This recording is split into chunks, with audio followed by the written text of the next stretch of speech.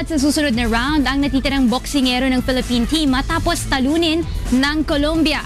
Mula sa Rio Media Center, may hataw na balita si Roland Lahara live. Roland, bong dia. Bong dia, Rina, magandang umaga sa ating mga kasambay at syempre good morning Kuya Daniel, bong dia a todos buses. Matapos nga ang magandang kampanya ng Pilipinas sa ikalawang araw ng Rio Olympics, nabigo naman kanina si Philippine light flyweight boxer Rojen Ladon na makaabante sa susunod na round.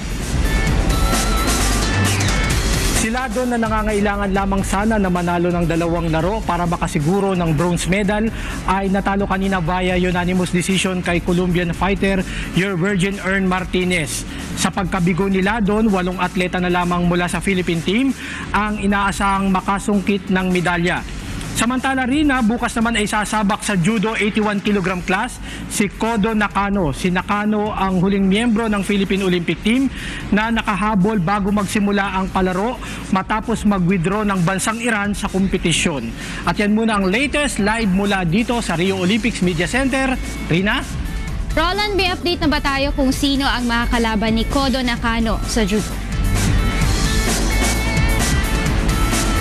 Ari na ang makakalaban ni Kodo Nakano sa judo bukas ay isang Italian fighter. Ang sabi nga nung mga sports analyst ay medyo mahihirapan si Kodo dito sa kanyang makakalaban. Pero umaasa ang pamunuan ng POC o ng Philippine Olympic Committee na makakaabante si Kono sa susunod na round dahil alam nila ang kakayanan ni Kono dahil siya nga ang napili matapos na ang isang Iranian judoka ay mag-withdraw sa nasabing kompetisyon.